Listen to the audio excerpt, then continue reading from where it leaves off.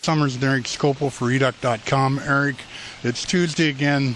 We got a chance to talk to some players and listen to what Coach Helfrich had to say.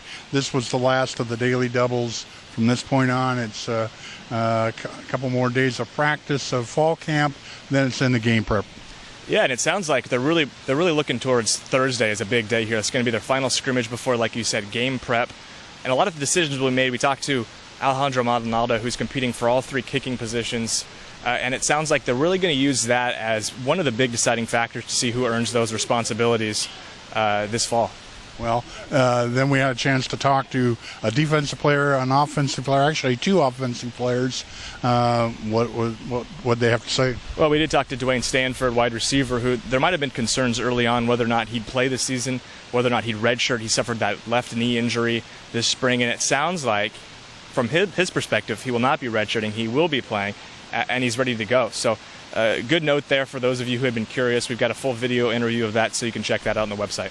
You know, the other thing is that you ask him what the injury was, and consistent with what the policy is going on, he wouldn't tell you. Even after the injury apparently has been, I guess, overcome, we won't even discuss injuries. But from all accounts, it sounds like it was a left knee injury, and he's good to go.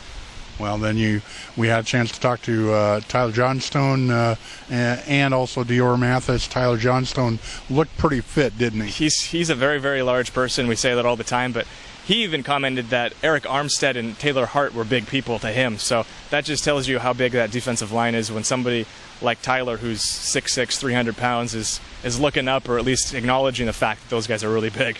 You know, when we will put the video out, and Tyler Johnstone, to me, looks like he's a little more svelte, but when you look at his shoulders and arms, man, he's buffed out. He's definitely a big guy, and one of the things Tyler talked about was that battle for those two guard positions, and we talked about this last week with Coach Greatwood about how those two guard positions are opened up, and it sounds like there are 3 or 4 guys battling for it.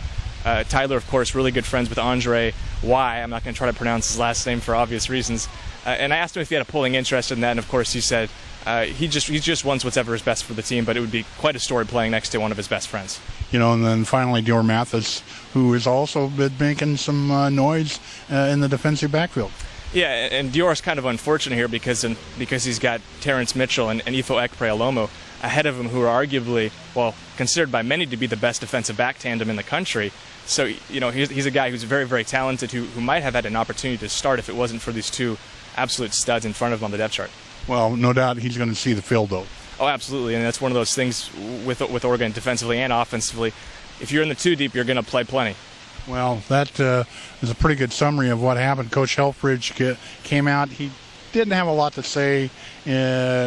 Some people even asked him about if there was going to be some of the traditional sort of fun time in the closeout fall camp. No response. No fun.